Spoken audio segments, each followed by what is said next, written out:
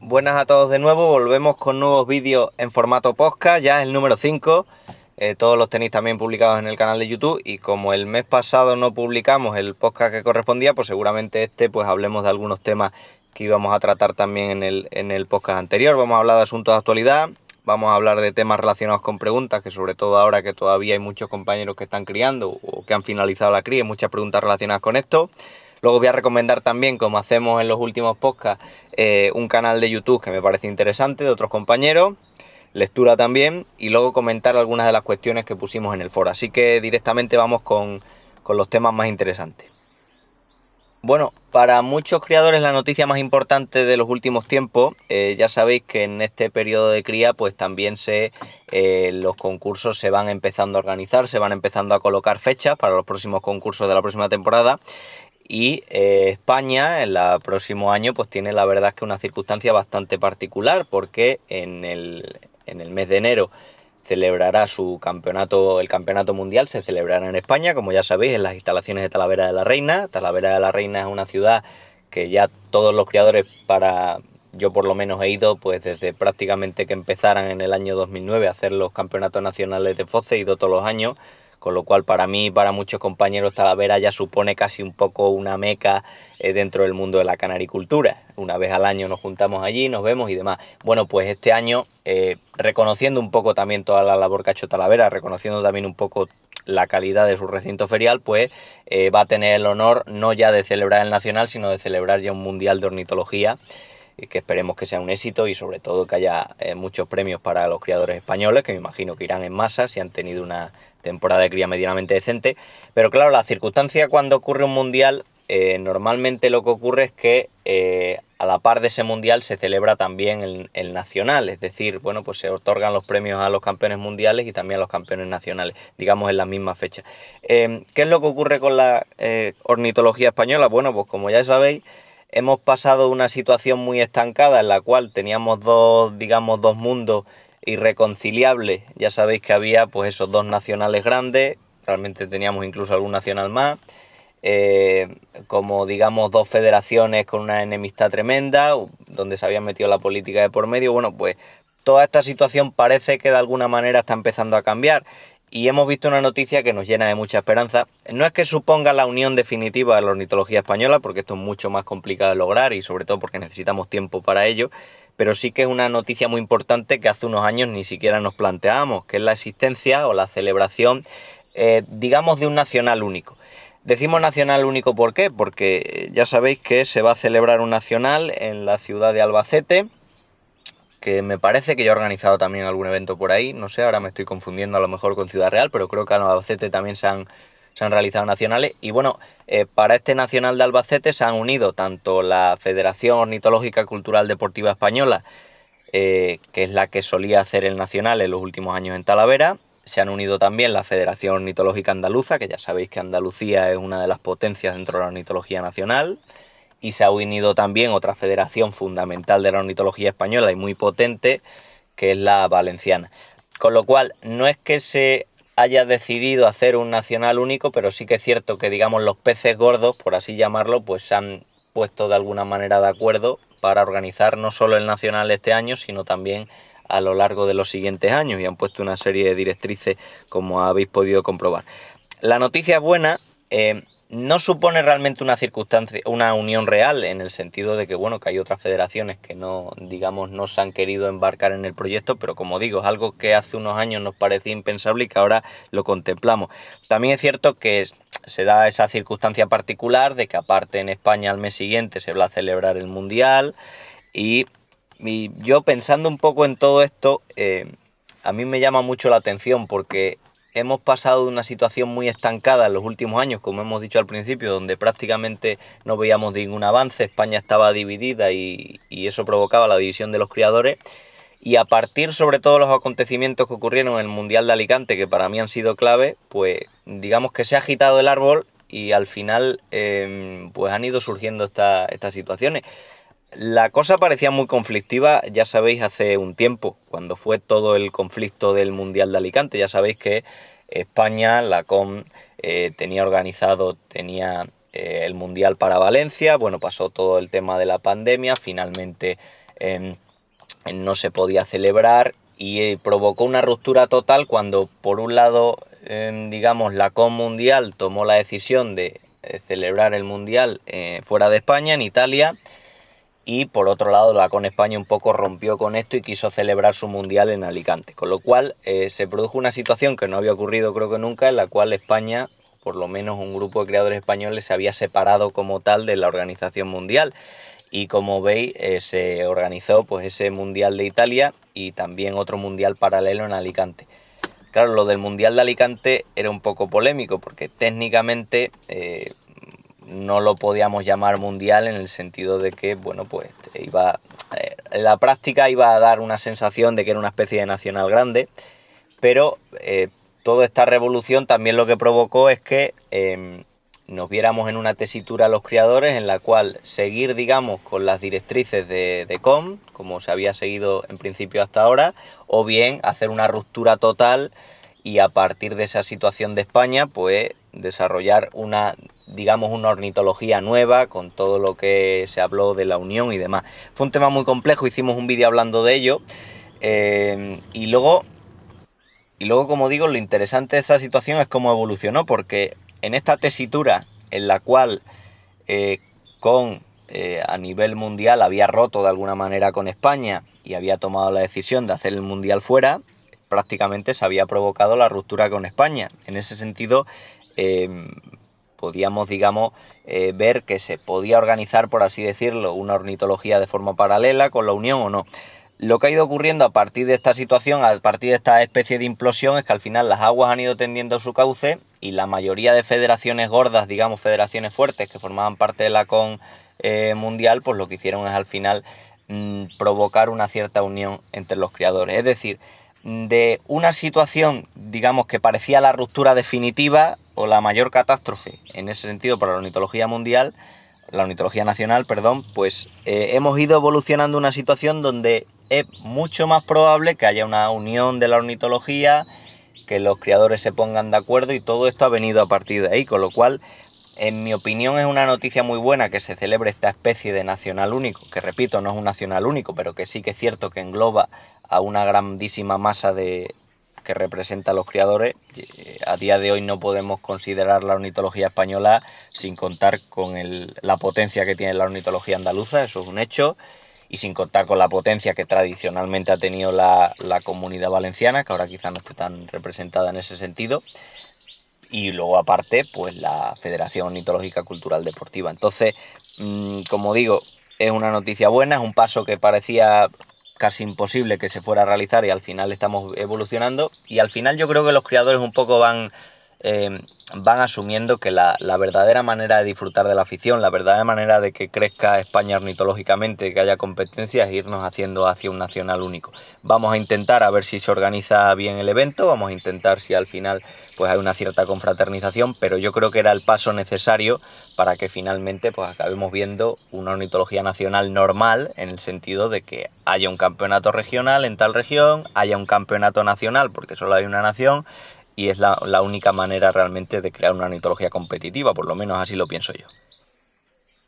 Vamos ahora con una pregunta muy interesante que nos hizo un compañero de los suscriptores del canal de YouTube, porque claro, con toda esta situación que hemos visto, un poco también de psicosis con todo el tema de la ley de bienestar animal, de qué manera nos afecta a los criadores, si nos van a permitir criar, si nos van a permitir seguir con nuestra afición y demás, pues una de las preguntas más típicas que ha surgido para muchos aficionados es la que nos hacía este compañero, que es si se podían vender pájaros todavía. El problema de cuando se hacen este tipo de propuestas, que ya hemos dicho desde aquí, desde el canal, que estamos totalmente en contra, tal y como está planteada esta ley de bienestar animal, que finalmente en principio se va a aplicar, pero aunque nos informemos de este tipo de propuestas, muchas veces lo que ocurre es que cunde el pánico y nos quedamos con 4 ideas básicas, y a partir de ahí cunde el miedo entre criadores y cunde la psicosis. Y el tema de la venta de pájaros en parte también está un poco relacionado. El compañero preguntaba si se podían vender pájaros todavía. Bueno, primera situación con todo esto, al final todos los criadores tienen un cierto excedente de pájaros, es decir, pájaros que no se quedan para su futuro como reproductor, y que al final pues esos excedentes de pájaros o bien los regalas, o si tienes la oportunidad pues los intentas vender a otros compañeros que les interese también. Esto evidentemente no es problemático, pero todos sabemos que esos poquitos pájaros que podías vender al cabo del año pues son pájaros que no declaras en ningún lado, que no se declaran en Hacienda, que no se pagan impuestos por ellos, con lo cual es una venta, digamos, sumergida, una especie de mercado negro.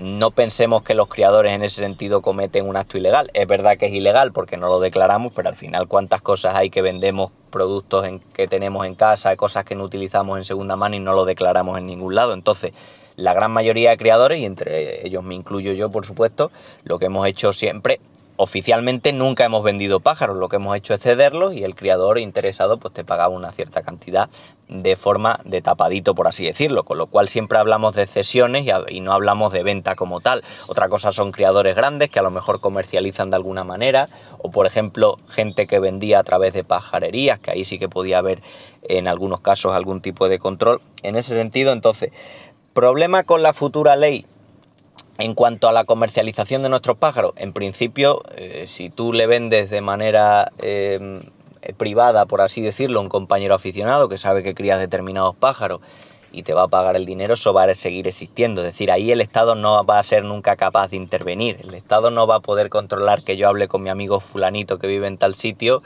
y le dé unas parejas de pájaros sin saber si el tío me ha pagado dinero o no me ha pagado.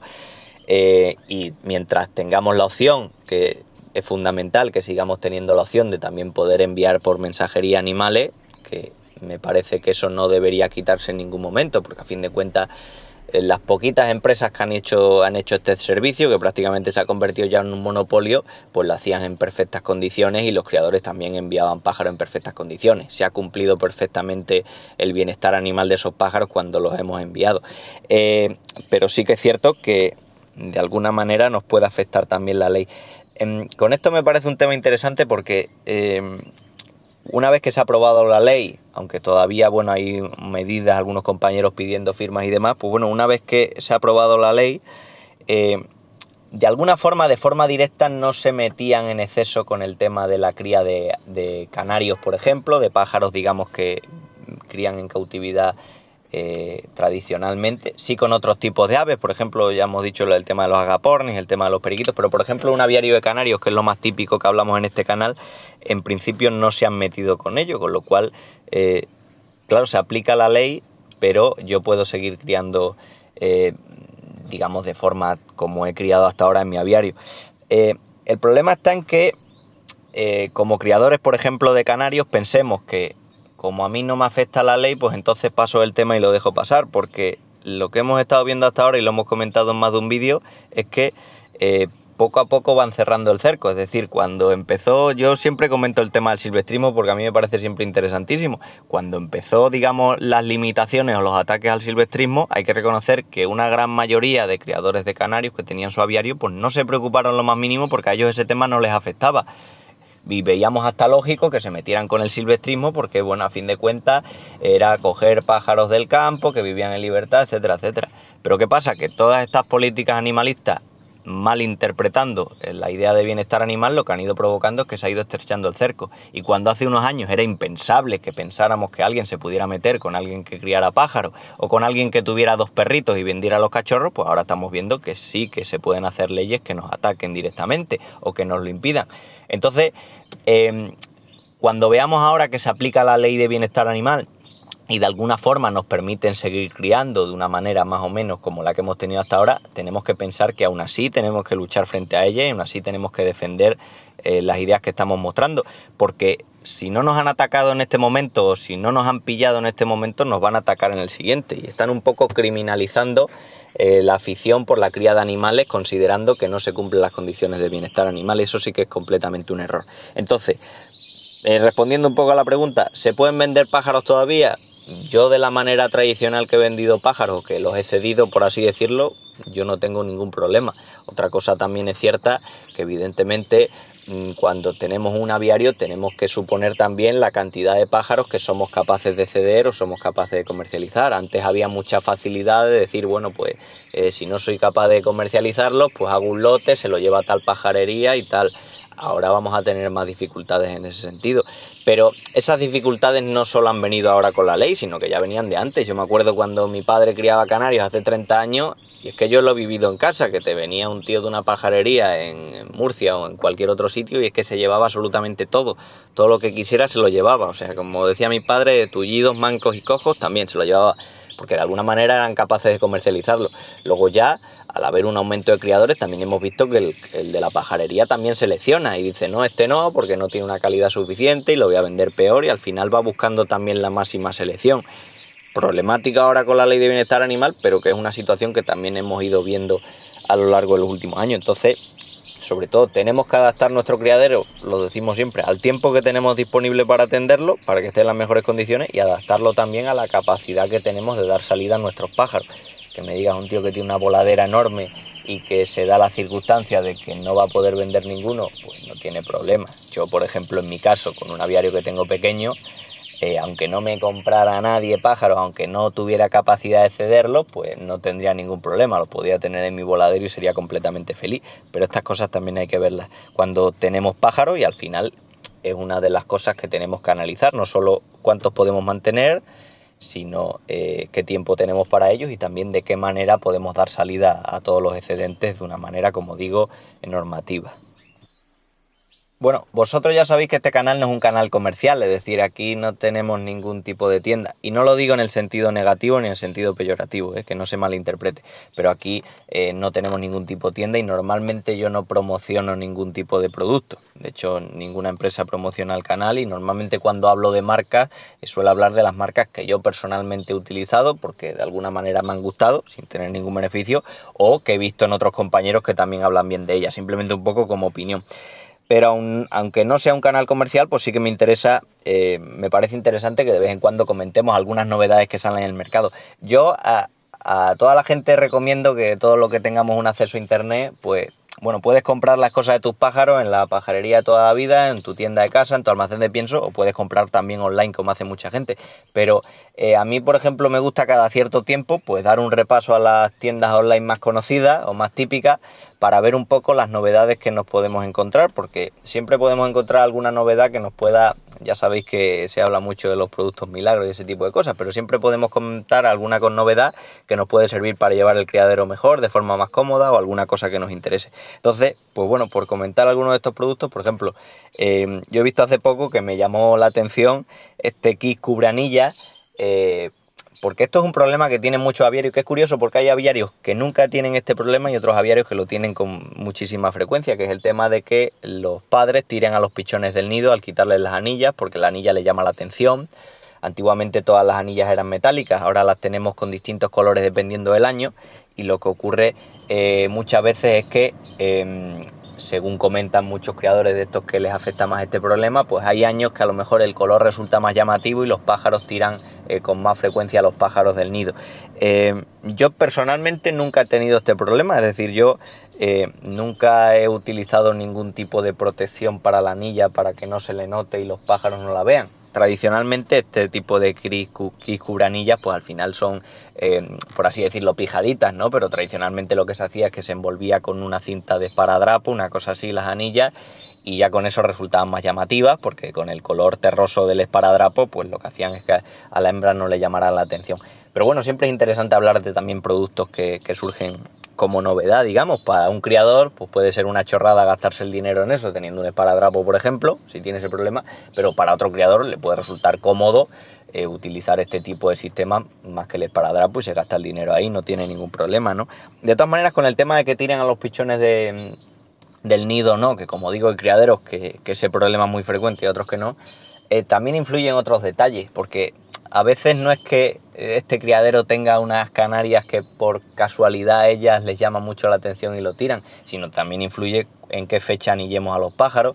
Hay criadores que, por ejemplo, tienen la costumbre de anillarlos pronto y entonces ahí es más fácil que por ejemplo, la hembra sea capaz de tirar al pichón del nido.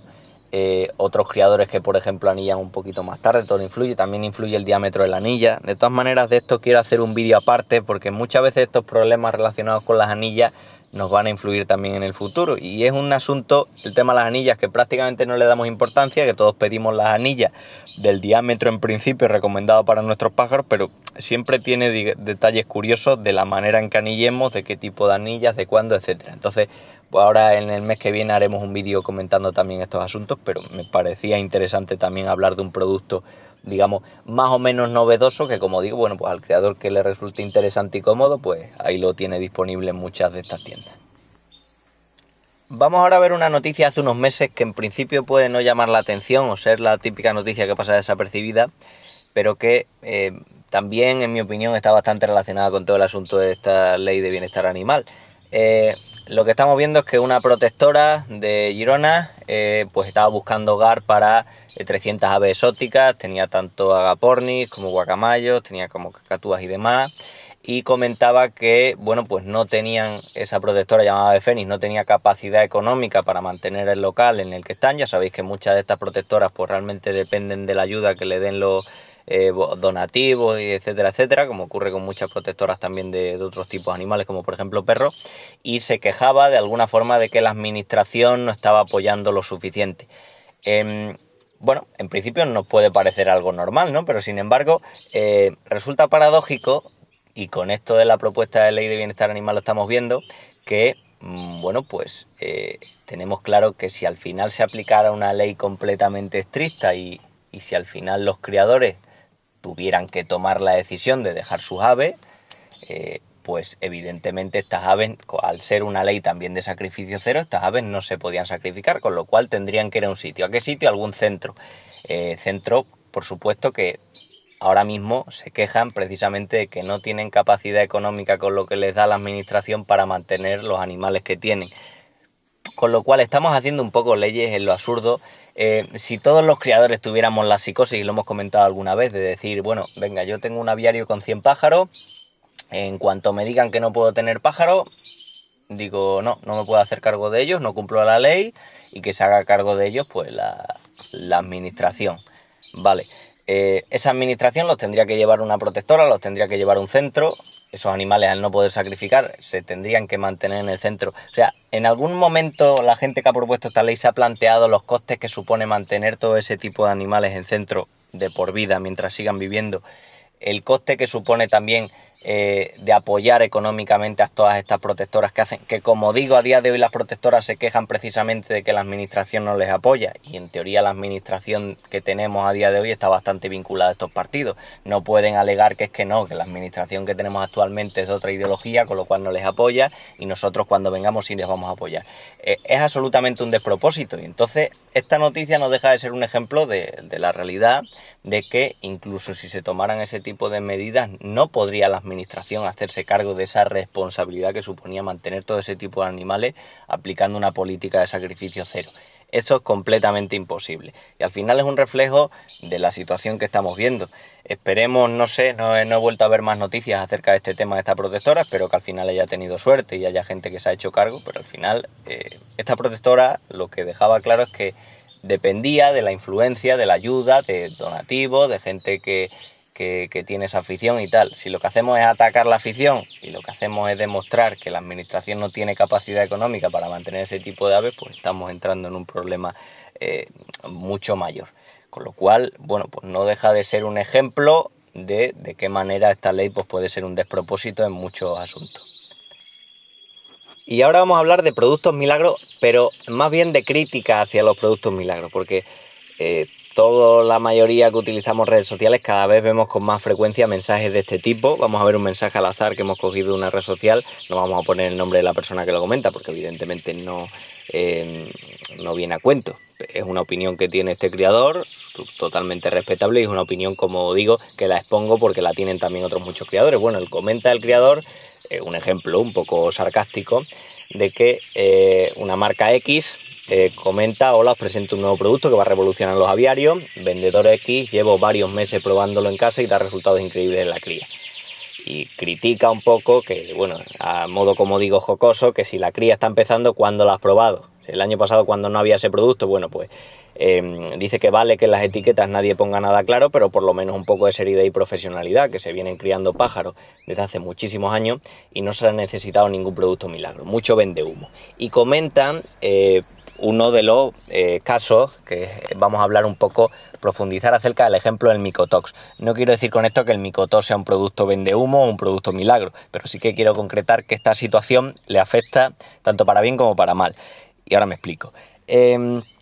Cada vez nos estamos encontrando con más situaciones de estos criadores, digamos, criticando un poco esa comercialización excesiva de muchas empresas con estos productos, que ya hemos comentado en algún vídeo que en cierta manera es una situación normal, es decir, a medida que crece la ornitología, crece también la demanda de los criadores de utilizar muchos productos, muchos suplementos, con lo cual también crece la oferta de cada vez más empresas que se dedican a estos productos, no solo empresas como tal, sino por ejemplo tiendas online que también los comercializan. Claro, hay tanta redundancia de productos que primero, hay muchos que son redundantes, segundo, podemos criar, como hemos mencionado siempre, sin necesidad de utilizar ninguno de estos, y al final lo que tiene que hacer el criador, que muchas veces es lo difícil, es asumir qué productos de estos les pueden resultar interesantes y cuáles no, que es un poco el conflicto. Y ahí, pues evidentemente surgen los vendedores y surgen los comerciales, que como es lógico, un comercial lo que hace es hablarte de las maravillas de un cierto producto, de las ventajas que tiene y lógicamente intentando tapar los fallos. Es lógico, un comercial lo que intenta es vender su producto para que elijas ese en vez de elegir otro. Con lo cual nos encontramos con el típico discurso de vendehumos de que, bueno, este producto es milagroso, que a partir de ahí la cría te va a ir bien, que son nidadas enormes, etcétera, etcétera. Cuando no vamos a encontrar ningún producto así porque es que no existe ningún producto milagro. Aquí el problema no solo es de las empresas que, digamos, utilizan esta publicidad un poquito engañosa, que lo vemos a diario en los productos que consumimos nosotros como humanos, no va a existir eso también en los productos que utilizamos para nosotros como criadores, pues también. Y también hay una cierta culpa por parte de los criadores que muchas veces hemos buscado, digamos, la receta mágica del éxito, como cambio este producto y lo utilizo y ya me va todo bien, sin tener que pensar que realmente cuando una persona tiene éxito en la cría o cuando una persona tiene éxito en la temporada de cría es porque ha tenido en cuenta muchísimos factores, el factor de la alimentación, el factor de la higiene y el factor del trato, el manejo que haga con los pájaros, etcétera, etcétera. Es decir, no hay una fórmula magistral. Si, yo lo digo siempre, si yo copio exactamente la misma fórmula que utiliza un criador, seguramente no voy a tener los mismos resultados de cría. ¿Por qué? Porque al final la persona es diferente, el trato que le doy a mis pájaros es diferente, los cuidados van a ser diferentes. Y con esto de los productos milagros nos encontramos con esta situación. No hay productos milagrosos y los criadores, el problema es que muchas veces el criador quiere una receta única, que quiere la cura única. Yo lo veo muchas veces como veterinario cuando te encuentras, por ejemplo, con un sitio que tiene una enfermedad concreta. El criador lo que busca es que le dé X tratamiento y esto es la cura y esto soluciona el problema. Cuando realmente la única manera de solucionar cualquier problema en el criadero es que actuemos frente a la causa del problema, podemos actuar frente a los síntomas, actuemos con unas medidas de manejo, con una prevención a partir de ahí el criadero. Entonces hay que tener en cuenta tantos factores que es lo verdaderamente complicado. Es decir, cuando llega un criador y te dice ¿qué le doy a mis pájaros porque me dan los huevos claros? Pues realmente con esa información le puedes decir muchas cosas. Y si le estás recomendando un único producto, en cierta manera lo que estás haciendo es engañar al criador, porque le estás diciendo que con esto solo, de repente todos tus problemas cambian. Yo no sé con esos datos cuáles son exactamente los problemas del criador. Yo no sé con esos datos cuál es el trato que le da a sus pájaros. Y entonces, como no tengo toda esa información, cualquier producto que yo te dé, cualquier receta milagrosa, va a ser totalmente un engaño, totalmente un vendehumo. Ese es el problema muchas veces que nos encontramos con esto de los comerciales. Y otro problema, lo que menciona también este criador, y es completamente cierto, la falta de transparencia que vemos en muchos productos. Yo entiendo que evidentemente haya fórmulas y fórmulas, pero una de las quejas que han tenido los criadores durante muchos años respecto al tema de pienso, y vamos a hacer un vídeo más en concreto hablando en el próximo mes hablando de ello, acerca de la poca transparencia que había con cómo se había elaborado ese pienso, con qué tipo de ingredientes, etcétera, etcétera. Lo vemos con los piensos y lo vemos con 1000 productos. Esto es para el celo, esto es para las megabacterias, ya, pero indícame qué composición, de qué manera actúa, etcétera, etcétera. Y eso muchas veces, esa falta de transparencia nos la encontramos. El tema del micotox, ¿por qué quería yo tratarlo? Porque, bueno, el micotox ha surgido como una de las principales novedades de cara a la cría. Antes no nos preocupábamos del tema de las micotoxinas, aunque estaban, no es algo que se haya inventado nuevo y evidentemente pues surgen, digamos, soluciones o medidas para actuar frente a este tipo de daños que pueda haber en el criadero. ¿El micotox es un producto vendehumos? Para muchos criadores sí, en el sentido de que es un producto que puede parecer, digamos, la solución a los males o puede parecer caro para algunos. Es caro en el sentido de que si pensamos que hay otros tipos de sustancias que también influyen en resolver el problema de las toxinas. pero evidentemente es una opción que se puede plantear un criador. Es decir, a mí me parece perfecto que un criador que, por ejemplo, hacía una pasta de cría y no se planteaba en ningún momento la existencia de micotoxinas que pudieran dañar la calidad de la pasta, pues que se plantee también decir, bueno, pues me apetece y compro el micotos, que de alguna manera lo utilizo para eso. No quiero hacer en este vídeo una crítica a este producto, de hecho, yo personalmente no lo he probado ni lo he comprado. Lo que quiero decir es que si un criador lo utiliza le puede valer, pero que también ya teníamos en su día opciones de productos absorbentes y demás que podíamos utilizar para este tipo de problemas, desde luego. O sea, no ha sido un invento revolucionario en el sentido de que no es la cura y la solución a las toxinas. Es decir, las toxinas llevan existiendo tanto como la humanidad. Otra cosa es que es una herramienta más que podemos utilizar, aparte de todas las otras que ya teníamos. Pero sí que es cierto que todo este conflicto, por así decirlo, con el micotos, que ya habéis visto que hay muchos compañeros que lo han promocionado, incluso en canales de YouTube, que lo comercializan, que a mí me parece perfecto, pero ha provocado también el fenómeno contrario. Es decir, yo he visto muchas críticas, por ejemplo, en redes sociales al micotos, alegando que han tenido una cría nefasta porque este año han utilizado el micotos. Evidentemente, utilizar una sustancia absorbente también, todo al final tiene riesgos y tiene aciertos. Puede absorber también elementos que puedan ser interesantes. Por ejemplo, cuando damos un tratamiento con un antibiótico, tenemos que tener en cuenta qué más cosas le estamos dando a los pájaros para ver la eficacia puede variar, ¿no? Y muchas veces decimos, no, utilizar el acidificante aquí, utilizar el antibiótico, aquí quitar el gris, etcétera, etcétera, ¿no? Pues cualquier persona, por ejemplo, que haga una crítica a día de hoy diciendo que la peor temporada de cría es la de este año porque ha utilizado el micotos, que lo podemos ver en redes sociales, evidentemente lo que está haciendo es provocar una mala publicidad en la empresa. ¿Su temporada de cría ha sido nefasta por el micotos? Hombre, evidentemente hay muchos más factores, porque te vas a encontrar con otros criadores que te digan que este año ha tenido la mejor temporada de cría y hayan utilizado, por ejemplo, ese producto y lo achaquen a que gracias a utilizado este producto no vamos a encontrar eso. Es decir, lo que quiero decir es que el problema de hablar de un producto, digamos, milagro, o achacar el éxito o el fracaso a un determinado producto, es que le vamos a generar una publicidad muy buena en algunos casos y muy negativa en otros. Y el micotos ha sido perfectamente este año de cría un ejemplo perfecto de ello, porque nos hemos encontrado criadores que lo alaban porque dicen que ha sido la clave de su temporada de cría, y por otro lado otros criadores que lo critican desde el minuto uno porque ha sido la peor temporada de cría. El problema que tienen a día de hoy las comercializadoras, no estoy hablando ya del micotos, estoy hablando en general. El problema que tienen con las redes sociales es que cualquiera podemos poner una opinión negativa de algo y eso afectar, influir de muchas maneras. Es decir, si yo ahora me pusiera a criticar el micotos, que repito, no lo he utilizado, no lo he probado, pero si ahora me pusiera a criticarlo diciendo que es una absoluta mierda, evidentemente habría criadores que no me escucharían, pero habría mucha gente, porque de alguna manera tú con un canal puedes influir, que había mucha gente que directamente ni se plantearía comprarlo porque fulanito que le influye le ha dicho lo que sea. Y como digo, yo lo puedo opinar perfectamente sin estar, digamos, vinculado a ninguna marca. Es decir, todos los comentarios en redes sociales influyen, y al igual que comentamos, por ejemplo, cosas positivas de productos como el micotos, también nos encontramos con muchos comentarios negativos. Con lo cual, desterrar un poco la idea de que existen esos productos milagros o que gracias a un determinado producto he tenido yo la mejor cría de mi vida, pues también nos va a ayudar no solo a nosotros como creadores, sino a esas empresas que no pasen de tener una publicidad máxima a tener una publicidad mínima, o a tener los máximos halagos, las máximas críticas. Si has tenido una buena temporada de cría, lo cual me alegro, han influido muchos factores. Y si has tenido una mala temporada de cría, han influido también muchos factores. Lo que tiene que hacer el criador es en el momento dado plantearse qué cosas cambiar, qué cosas solucionar y sobre todo actuar, digamos, de forma multifocal. Y es lo importante con todo esto. Ahora vamos con una pregunta relacionada con la cría, que me parece una pregunta curiosa y está relacionada con los huevos claros. Con los huevos claros existen dos debates, ¿vale? En una nidada, por ejemplo, una canaria nos ha hecho una nidada con 4 huevos. Al cabo de 7-8 días los podemos ver con la luz y nos damos cuenta que hay 2 que están fecundados, por ejemplo, y 2 huevos que están claros. Primer debate que surge aquí es los criadores que opinan que es mejor quitar esos 2 huevos claros y que la canaria directamente incube de los 2 huevos que están fecundados, o la otra situación es que el criador los deje, ¿vale? Se los deje ahí y punto. Una vez que ya, digamos, los pichones han nacido, surge otro debate, el que comentaba el criador, que es acerca de si esos huevos no fecundados los quitamos o si esos huevos no fecundados los dejamos. Respecto a la primera situación, es decir, respecto a la primera situación en la cual una vez que el criador ha visto que los huevos están fecundados y hay algunos que no están fecundados, quitarlos o no, yo personalmente no lo suelo hacer.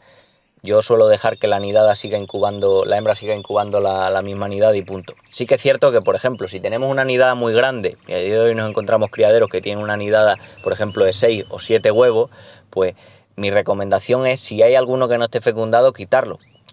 Sobre todo para facilitar que la hembra haga una buena incubación, porque no es la misma facilidad incubar una nidada con 3 huevos que incubar una nidada de 7 huevos. Y podemos provocar que por encabezonarnos que la hembra incube ese huevo infecundado, que no va a dar lugar a nada, pueda provocar que no incube bien algún otro huevo que esté fecundado. Entonces, la costumbre de quitarlos o no, pues en principio puede ser interesante. Cuando nacen los pichones, yo personalmente los primeros días, si hay algún huevo infecundado, los dejo ahí, porque de alguna manera también le pueden servir al pichón como apoyo para, pues para apoyar la cabeza y, digamos, ponerse más erguido. No es necesario, es decir, cuando nace la nidada completa, que nacen todos los pichones y no hay ningún huevo donde apoyarse, los pichones desarrollan perfectamente. Pero sí que es cierto que si, por ejemplo, tenemos un pichón solo, pues bueno, no viene mal también tener ese apoyo con los huevos que no han sido fecundados. Lo que sí es cierto y me gusta es que cuando ya los pichones tienen un poquito más de desarrollo, yo los suelo quitar esos huevos infecundados. Porque nos encontramos muchas veces que ves una nidada en la cual, por ejemplo, hay pichones ya emplumados. Y imaginemos el ejemplo que hemos dicho, una nidada de 4 huevos, 2 de ellos estaban fecundados, 2 no, y de esos 2 fecundados, pues finalmente han nacido 2 pichones. Los pichones han ido creciendo perfectamente bien, los pichones ya están emplumados y todavía siguen estando ahí los huevos que no están fecundados. Lo que ocurre muchas veces es que los pichones ya cuando están grandes pueden incluso romper esos huevos que no están fecundados y al final no deja de ser un foco de contaminación. Y sobre todo cuando estamos ya en final de cría, que hay unas altas temperaturas, que ese huevo no fecundado no deja de ser un residuo biológico que está ahí en el nido, pues cometer el riesgo de que lo puedan romper y se pueda quedar ahí pues cultivando no tiene ningún sentido. Entonces en ese caso sí que lo más recomendable sería quitarlo.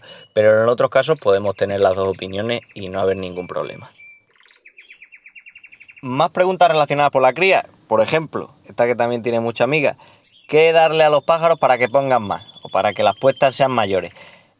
Pues volvemos a lo mismo que hablábamos un poco cuando hemos comentado acerca del tema de los productos milagros. Es decir, si yo en este caso con esta pregunta le doy una receta al criador de decir lo que tienes que darle esto o lo otro, lo que estamos provocando es jugarle al engaño. Porque realmente para buscar, digamos, que las puestas de mis pájaros, en vez de ser de 3, 4 huevos, que sería una media, digamos, típica, pues ya nos metiéramos con puestas de 5, 6, incluso 7 que hemos visto, pues ya tenemos que estar hablando de muchos factores. Primero, lógicamente, para tener este nivel de puestas no podemos trabajar con pájaros con mucha edad, normalmente. Para tener este nivel de puestas no podemos trabajar con pájaros que no tengan un buen uso del calcio. Y luego tenemos que tener además también en cuenta que tiene que estar cubiertas todas las necesidades. Es decir, sí que es cierto que muchas veces los criadores muestran nidadas de 5, 6, incluso más huevos como una manera de demostrar que los pájaros han llegado bien preparados para la cría. Y es cierto de alguna forma que esto es así. Es decir, si los pájaros llegan y el huevo es de calidad, además huevos que vemos con cierto tamaño y que son nidadas relativamente grandes, pues es uno de los indicativos de que las hembras han podido llegar bien preparadas a los pájaros. Pero volvemos a lo mismo. El problema con esto es que, o por lo menos yo uno de los problemas que veo es que estamos teniendo una cierta tendencia a valorar mucho, encontrarnos con nidadas que tengan, pues eso, en vez de los 3, 4 huevos que teníamos tradicionalmente, que pongan 5, 6 o 7, cuando lo que tenemos que trabajar realmente es tener pájaros que lleguen en condiciones para que alimenten a esos pichones que tienen. Primero, que haga una puesta, eso lo tenemos todos claro, que haga una puesta de 6 o 7 huevos una pájara no significa que todos lleguen a estar fecundados. Evidentemente, si estamos criando pájaros que nos hacen puestas de 6 huevos y de media 3 están fecundados, pues evidentemente ese exceso de huevos que están produciendo es una idiotez. Eso para empezar. Lo que estamos provocando es que ovule más y que estamos perdiendo ovulaciones de esa hembra. Entonces, primero tenemos que llegar a esos niveles, entre comillas, altos de puesta con una fecundidad también muy alta, cosa que no siempre se consigue. Y luego otro tema importante está relacionado con la capacidad de ese, en principio si crían en pareja, de ese macho y esa hembra para criar esos pichones. Sí, nos encontramos con muchos criaderos que nos encontramos nidadas de 5 pichones, incluso de 6, muchas de ellas, ¿vale? Pero también nos encontramos con muchas de esas hembras que no son capaces de sacar los 6 pichones adelante y tienes que andar repartiendo 3 a un lado y 3 a otro. Pues evidentemente entonces no resulta práctico llegar a esos niveles de puesta con los pájaros. Así que lo mostramos como un signo de que los pájaros han llegado preparados, pero luego tenemos que tener muchas más cosas en cuenta para hacer una cría decente. Al final un pájaro con una cierta salud, sin irnos a pensar cosas raras, va a tener puestas normalmente de una media de 4 o 5 huevos, perfectamente las debería tener, que me parece que es una media muy adecuada, por lo menos en el caso de que estemos hablando de canarios. Ahora fotografía de pájaros. Me gusta desde hace un tiempo poner una o dos fotos en el canal, en la parte que ponemos algún post, aparte de poner los vídeos, de alguna variedad de canarios de color, algún tipo de pájaro, para que los criadores puedan oponer qué tipo de variedad se trata o qué tipo de pájaro se trata. Muchas veces es fácil, todos conocemos más o menos los colores clásicos y medio nos defendemos, pero cuando ya empezamos a hablar de mutaciones y sobre todo cuando se superponen mutaciones, sobre todo mutaciones más o menos nuevas, pues ya entra en conflicto. El pájaro que hemos estado viendo el mes pasado me parece que era esta la foto que hemos tenido, pero vamos a mostrar también algunas otras fotos de distintos pájaros de esa misma variedad. Era un canario de la variedad, un canario melánico de la variedad moño. O sea, digamos, todos los criadores que hayan respondido pues una cosa parecida a esta, moño o concretado un poco más, pues han acertado. Mientras los criadores que han comentado otro tipo de variedades, pues no han acertado. El moño no es que sea una variedad fácil de identificar en principio, porque el moño surgió ya a partir de un conflicto, es decir, la variedad de canarios moño, que es una variedad relativamente nueva, está vinculada con el canario de tipo, de alguna forma está vinculada con el canario de tipo PAL. Desde hace muchos años, el canario PAL dentro de las mutaciones de canario es una de las mutaciones más clásicas y más criadas. Yo no sé si los primeros opales ya surgieron incluso en los años 60, es decir, que estamos hablando de una mutación muy asentada. Y se llama opal precisamente porque una de las características de belleza que tiene este pájaro es la opalescencia, es decir, una especie de brillo azulado, y luego también el detalle llamativo que, por ejemplo, el en vez de la pluma es más oscuro que el revés, ¿no? A mí, por ejemplo, cuando veo una gata opal de calidad me gusta mucho. Los negros opales a mí me encantan, no se ven tanto, pero son quizá en mi opinión los pájaros donde mejor se muestre como digo, este cierto brillo azulado de esta opalescencia. Y cuando ves un negro opal bonito y aparte con esas partes córneas completamente negras como los clásicos, resulta tremendamente bello. Eso está claro.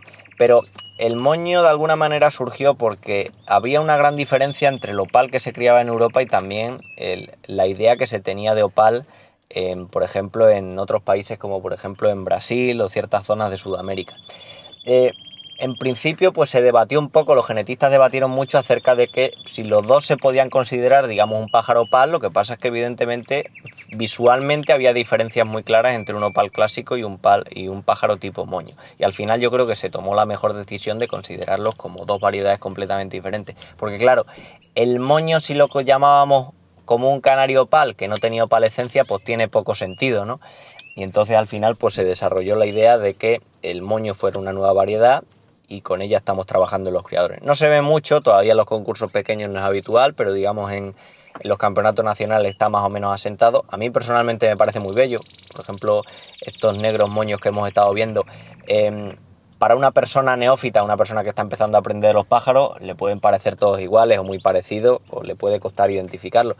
Pero el moño dentro de las nuevas mutaciones es relativamente fácil de distinguir por parte de los criadores, más o menos lo sitúan, porque tiene un cierto contraste natural que llama mucho la atención y que es bastante diferente, y lo hemos podido ver en alguna fotografía en este vídeo, pues al opal clásico. Con lo cual, bueno, pues es una mutación medianamente rara, pero que me resultaba interesante también ponerla en el canal porque me parecen pájaros muy bellos. Es también lo que está relacionado con lo que en su día nos encontrábamos en algunos campeonatos mundiales o nacionales de pájaros que se vendían con el nombre de cuarzo, que procedían de Italia. Pues bueno, no deja de ser el mismo tipo de pájaro. Cuando hablábamos tradicionalmente aquí de cuarzo era cuando todavía surgía ese debate con el tema de los opales. Ahora que más o menos lo tenemos asentado como una nueva variedad, pues el término que utilizamos típicamente es el de moño, en confrontación por ejemplo con el de opal, pero el término de cuarzo todavía lo podemos ver, y por ejemplo si buscamos en internet muchos pájaros que pone que están definidos como cuarzo, pues lo podemos categorizar en el mismo saco. Ahora otra pregunta también muy típica es la que nos hace este compañero acerca de qué proporción de semillas, según él, tiene el alpiste. Normalmente ya sabéis que hablamos de alpiste como la alimentación genérica, ya sabéis que esto es erróneo porque el alpiste es una de las semillas que utilizamos, pero bueno, si preferimos la opción de utilizar una mezcla de semillas en vez de pienso, preferencias yo personales, por ejemplo en Canarios, a mí me gusta utilizar una mezcla bastante rebajada. La podemos comprar directamente y hay multitud de fórmulas comerciales que vienen ya preparadas y es comodísimo. Pero bueno, si queremos tener la opción, como he hecho yo tradicionalmente, de hacerlas un poco, comprarlas a granel y según la época en la que estemos, pues ir cambiando un poquito la proporción, jugando un poco con eso, o jugando un poco con que a los machos les doy un cuidado, a las hembras otro, etcétera, pues lo podemos hacer. A mí, por ejemplo, me gusta tener una proporción de alpiste muy alta, que ronde fácil mínimo el 80% e incluso más. Lo hemos hablado alguna vez, criadores que utilizan incluso alpiste solo, que muchas veces se consideraba un sacrilegio, o casi algo de un tío muy pesetero, pues realmente vemos que es una opción factible, aportando una serie de suplementos vitamínicos y minerales y demás. Es decir, tampoco nos debemos de quebrar mucho con la cabeza con la fórmula. Yo, por ejemplo, la fórmula que tradicionalmente más me ha gustado, pues por ejemplo, puede ser una fórmula que tenga un 80% alpiste, un 10% de perilla y luego el resto del porcentaje, pues añadirle, por ejemplo, semillas tipo negrillo, que me gusta a mí mucho, tipo linaza, tipo también cañamón, incluso añadirle avena también, jugar un poco con las épocas, por ejemplo en la época de cría añadir más proteína, por ejemplo aumentar la cantidad de perilla o de negrillo, que se lo come muy bien, en época de muda pues por ejemplo aumentar la cantidad de semilla de linaza que ayuda mucho al brillo de los pájaros, también por ejemplo aumentar la cantidad de avena que suele ser una semilla bastante refrescante, si los tenemos en invierno en un voladero pues por ejemplo el aumentar la avena le mete más hidratos de carbono al pájaro y también puede ser interesante para algunos criadores, es decir, tenemos un poco ese margen. Y luego lo que sí he recomendado siempre es que si somos aficionados a los pájaros no tenemos un aviario, porque evidentemente si tenemos un aviario no utilizamos este tipo de mixturas normalmente, pero si somos aficionados porque tenemos algún pájaro como mascota y demás, yo preferiblemente la mayoría de mixturas de supermercados las rechazaría o bien las rebajaría con alpiste, es decir, las mezclaría con alpiste solo para hacer un poco, hacer la mixtura más ligera. La mayoría de mezclas que vemos en los supermercados habituales, me da igual la marca, me da igual el tipo de supermercado, suelen ser mixturas muy cargadas de semillas también grasas y que bajando un poquito las calorías, haciendo una dieta más ligera, personalmente creo que es mejor para el pájaro.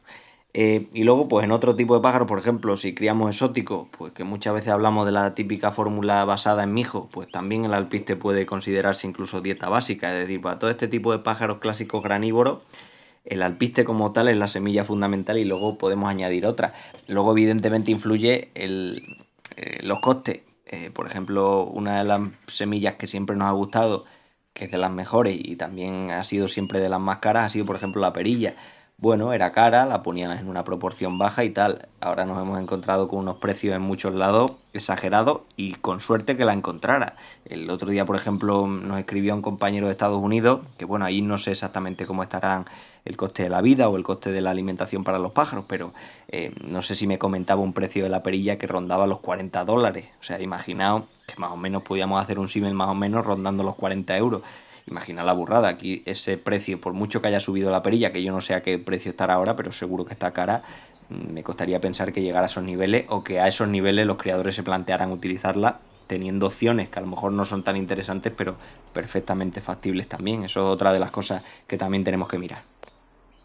Vamos ahora con una encuesta, porque ya sabéis que en el canal periódicamente ponemos alguna encuesta para que deis vosotros vuestra opinión. Por ejemplo, de los últimos meses hablamos acerca de si influía lo que se estaba produciendo sobre la ley de bienestar animal en el partido al cual votemos en las próximas elecciones, por ejemplo. Y esta vez la encuesta, la última que hemos hecho, estaba más relacionada con las expectativas que teníamos de cara a la temporada de cría. La encuesta la hicimos aproximadamente hace quizá más de mes y medio, con lo cual había muchos criadores o bien habían empezado con la cría y más o menos se estaban haciendo una idea de lo que podían sacar, o bien otros muchos criadores que iban a empezar. Y preguntábamos acerca de qué cantidad de pichones en un criadero típico, por ejemplo, de canarios normal esperaban obtener. Una opción era entre 0 y 50, que sería, podríamos considerar un aviario pequeñito. Otra opción de 50 a 100 y luego ya opciones de criaderos un poquito más grandes de 100 a 150 pichones anillados y de más de 200. La estadística es interesante porque aunque pueda ser sesgada en el sentido de que, bueno, la estadística la responden los que hayan querido responder a la encuesta, ¿no? todo lo segada que pueda ser, pero vemos que hay un 70% de los que han comentado la encuesta que han respondido que esperan obtener entre 0 y 50 pichones, que como digo, serían a priori aviarios pequeños. Un aviario grande que tuviera 50 pichones pues ha tenido unos resultados de cría nefastos, no creo que ninguno tenga la expectativa de eso. Y luego, pues por ejemplo, de 50 a 100 nos ha dado que un 18% aproximadamente de criadores, entre 100 y 150 ya bajamos mucho al 6%, y más de 200 pues nos encontramos apenas un 5% de criadores. Esto, como digo, está sesgado porque al final es una encuesta muy concreta que hemos hecho en un momento concreto, pero nos puede dar bastante información. Una de las cosas que podemos sacar de esto es que puede ser que dentro de los seguidores del canal o dentro de la gente que participe habitualmente en el canal, pues nos encontremos que hay una gran cantidad de aficionados que tienen aviarios pequeños o que son aficionados que, digamos, están empezando. Eso podría explicar ese 70% que ha respondido entre 0 y 50 pichones, que como digo corresponde con un aviario más o menos pequeño, en comparación con, por ejemplo, solo el 5% que ha respondido que esperaría obtener más de 200 pájaros. Pero también nos puede señalar como una cierta idea de que muchas veces pecamos, y yo por ejemplo también pecaré de ello, de que a veces creamos contenido, me da igual en redes sociales, me da igual artículos, lo que sea, creamos contenidos enfocando a otros creadores como nosotros, cuando muchas veces también es interesante que nos enfoquemos a gente que por ejemplo está empezando, que no tiene ni mucho conocimiento, y puede también ser útil explicarles a ellos. Es decir, lo bueno que tiene por ejemplo la plataforma de YouTube es que nos vamos a encontrar con contenido disponible para todos, tanto aficionados muy profesionales que quieren un tipo de contenido, personas que estén empezando que buscan otro tipo de contenido, y de esta manera pues conseguimos ayudar a todos. En este caso nos hemos encontrado con que esa gran mayoría de criadores, prácticamente 3 de cada 4, pues tienen aviarios pequeños, y es lo que hemos visto en la encuesta, que desde luego puede resultar interesante. Ya veremos si proponemos para el mes que viene una o dos encuestas, que también creo que van a ser chulas. Y por ir acabando el vídeo, porque luego se puede hacer muy largo, quiero rematarlo con dos recomendaciones. A mí personalmente esta sección dentro del podcast, que la hemos empezado a hacer en el último podcast, me parece interesante. Primeramente recomendar un poco de lectura. A mí que me encanta leer y temas relacionados con los pájaros, aunque no haya muchos libros al respecto, me resultan siempre muy interesantes. Y creo que hay compañeros que también disfrutan de la afición de esta manera. Y luego también recomendar algún otro canal de compañeros que me resulte interesante, que si no lo seguís, probablemente muchos de vosotros ya lo conoceréis y seguís y le veis los vídeos, pues os puede llamar la atención para ser nuevos suscriptores de él. Primero un libro, porque, bueno, quizás ya en el canal he recomendado más de un libro de este criador, este aficionado, que se empezó a vincular también con el mundo de la fotografía de los pájaros y creó varios libros. Hemos hablado, por ejemplo, seguramente me parece que el primero que creó fue el de Mi Mirada, algo así, que hablaba, bueno, pues era, digamos, un libro de fotografía basado en general en los canarios de color. Luego también ha hecho, por ejemplo, otro libro de exóticos, otro con la misma, digamos, un poco idea. Otro de jilgueros también, y luego pues ha ido concretando un poco. Este último que ha hecho, hablando acerca de los llamados nuevos colores, es decir, mutaciones de, digamos, tipo medianamente clásicos, tipo faeos, por ejemplo, tipo pal y demás. Yo es un libro que recomiendo porque muchas veces cuando libros de fotografía de los pájaros siempre han existido, y por ejemplo muchas veces hacían libros de pájaros que habían ganado premios en los mundiales, o era muy típico también no solo libros, sino por ejemplo comprabas vídeos. Yo tengo cintas de vídeo antiguas de mi padre de mundiales, por ejemplo del Mundial de Las Palmas, que me parece, si no me equivoco, fue en el 92, o mundiales de aquella época. Tengo otro de Italia que sería de los años 80 o así, donde metes la cinta de vídeo. Ya no tenemos casi para reproducirlo, pero las pude guardar en CD, que si queréis algún día os enseño y hablamos de ello, de ver sobre todo la comparación entre los que eran campeones mundiales en aquellos tiempos con los campeones mundiales que son ahora, para ver cómo han evolucionado las distintas razas. Es chulo. Hace poco de hecho me vi una de estas cintas. Bueno, y como digo, se publicaban con cierta frecuencia libros de estos, pero claro, eran libros que tenían muy mala vejez, porque eran libros que enseguida la mutación o el color evolucionaba, mejoraban mucho. Y por ejemplo, pues de 10 años para acá, pues prácticamente a nadie le interesaba, porque el estándar, digamos, había evolucionado, o ya los pájaros que se veían eran mucho más espectaculares que eso. Sin embargo, el concepto que tiene el compañero Antonio Javier Sanz con el libro de Mi Mirada, con ese mismo formato donde todos los pájaros están en el mismo fondo, donde se aprecia detalles, donde da una idea general para entender lo básico de cada mutación y donde aparte también te lo pone en inglés para todos los que sean aficionados que no conozcan el idioma español, pues también se pueden quedar con esa idea. Con lo cual es un libro, digamos, de esencia, por ejemplo el de Mi Mirada, donde podemos repasar un poco las ideas básicas de cada mutación y sobre todo disfrutar de la belleza de cada imagen. Por ejemplo, a gente que no le guste mucho leer porque se aburre mucho leyendo, pues al final es un libro de fotografía que es que lo disfruta. Pasando las páginas ves belleza de muchas mutaciones que aunque tú no críes las puedes disfrutar de esa manera. A mí, por ejemplo, eso me gusta hacerlo. Pero luego también es un libro donde nos da un pequeño repaso de texto del estándar que nos puede venir bien. Pues bueno, sigue con esa misma filosofía con este tipo de libros y al final, pues bueno, si no los tenéis, os recomiendo que consigáis alguno. No sé, me parece que él tiene una tienda online en Ergo Canary que se pueden conseguir, en también otras tiendas online de compañeros o en alguna pajarería que tengáis confianza y también venda libros. Pues en mi opinión son libros que merece la pena y que nos hace también disfrutar de la afición sin estar en nuestro criadero, pero bueno, estando donde sea podemos disfrutar también de nuestros pájaros. Y ya por último, para recomendar un canal, esto se hace eterno porque hay tantos canales de ornitología que sería imposible, prácticamente habría que hacer un podcast a diario durante años para recomendar cada uno. Pero bueno, vamos a ir paso a paso y hoy, por ejemplo, me parecería interesante comentar el canal del compañero Barry, que es un compañero, me parece que es de Albacete, que no lleva mucho tiempo con el canal, pero a mí es un canal que me hace mucho disfrutar. En principio podríamos pensar sobre todo aficionado a pájaros de postura, los CIFE, que es muy aficionado también a ellos, yo lo sigo desde hace bastante tiempo, y podríamos pensar que es un canal típico de aficionados, digamos, por así decirlo, novatos, que se me entienda bien, que están empezando, porque nos aplica muchos conceptos de esto, pero luego es un canal que también habla mucho de actualidad y está muy implicado en el mundo de la ornitología en general, con lo cual es de los básicos que yo recomendaría. No solo lo recomendaría también por esto, sino lo recomendaría por un detalle que muchas veces se nos olvida cuando vemos este tipo de contenido, que ahora se crean muchos contenidos muy polémicos, muchos contenidos en los cuales se habla de conflicto entre un criador y otro, un poco de salsa rosa, y sin embargo, para mí una de las cosas que más me gusta de este canal, y otros, pero en concreto de este compañero, que no lo conozco personalmente, aunque alguna vez hemos hablado por comentarios en YouTube, es el buen rollo que transmite el canal. Es decir, se ve que es una persona que disfruta de la ornitología, que disfruta transmitiendo lo que sabe y que absolutamente transmite toda la humildad que en principio yo creo que tiene.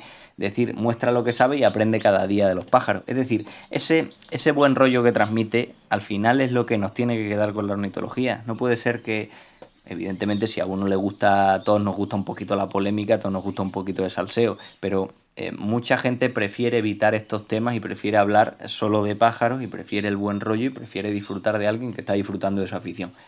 Esto es fundamental, yo por eso recomiendo también este canal. Y luego aparte, por dar es un canal que tiene un toque diferente, entre otras cosas, porque por ejemplo es muy original en cuanto a las introducciones de humor que tiene. Hace una pequeña parte del vídeo de inicio donde hace un comentario de humor y luego pues habla de cualquier tema. Esos pequeños sketches que hace, digamos, a modo casero, a mí me resultan muy graciosos porque es un humor que entendemos los que somos aficionados a los pájaros, que a lo mejor no entienden otros. Es decir, es un humor, digamos, más vinculado al gremio, con nuestra jerga, y que también es bonito disfrutar de estas cosas, ¿no? Y entonces, bueno, pues yo disfruto mucho también con los vídeos del compañero, procuro seguirlo siempre que puedo y nada, pues desde aquí ya desde esta línea, si está viendo también el vídeo, pues le deseo que vaya genial y que siga también disfrutando y creando contenido, porque a mí personalmente, a muchísimos otros compañeros, desde luego que nos gusta.